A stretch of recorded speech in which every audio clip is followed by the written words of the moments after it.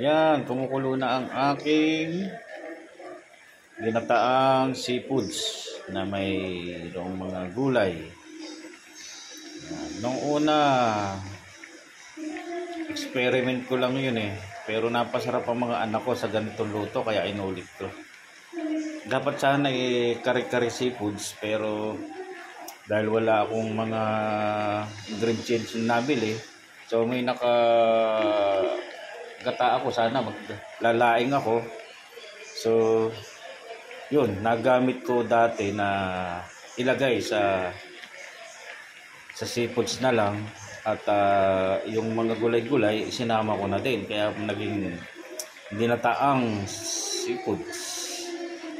Yan, masarap naman kaya ako inulit kasi talagang gusto ko ng magluto ng mga ganitong luto, yung may mga gulay kasi ang mga anak ko nasasanay ng walang gulay. Pagka hinayaan mo ng purong gulay halos hindi mga kumakain. So ito, pagka ganyan ang luto at may kasamang gulay, nakakakain sila, napapasarap sila ng kain kasama yung gulay. So yun,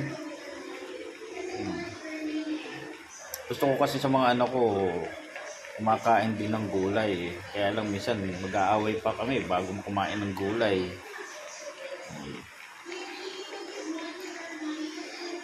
Hindi sasabay sa pagkain, sasabihin busog. Yun, pero mas gusto ko talaga, prepared ko talaga yung mga gulay. Kami mag-asawa, siyempre nagkakaedad na, so kailangan din namin yung gulay. Pero yung kakainin lang namin dito, yung mga gulay, tsaka tahong.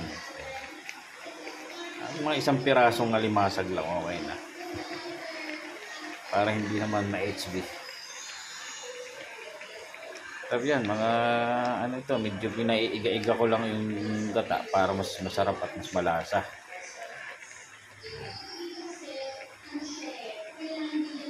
Tahong. Sarap nito, try ninyo. Napakasimpleng lutuin. Ayun lang, gata lang, may seafoods, saka yung mga gulay-gulay sa palengke na gayat na, nasama-sama na sila. May ampalaya, may talong, may kalabasa, yan. Parang pakbet style ay ng binibili ko na para ihahalo na lang. Hugasan lang, halo na. Yun lang, napakasimple pero sarap at talagang magugustuhan ng mga bata, lalo na yung mga hindi mahilig sa gulay. Dapat ganito, hinahaluan natin ng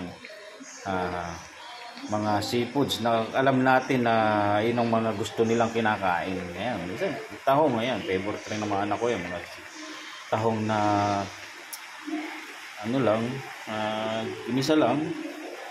Yun, nalagyan ng malunggay, sarap na. So ito, dapat sana ito mga 3 luto gulay, alimasag at saka tahong. So pinag-iisa ko na. At alam ko naman na mas magugustuhan yung mga ganitong luto ng mga aking mga chikiting. Yan po, at sa susunod na uli. Thank you sa panonood.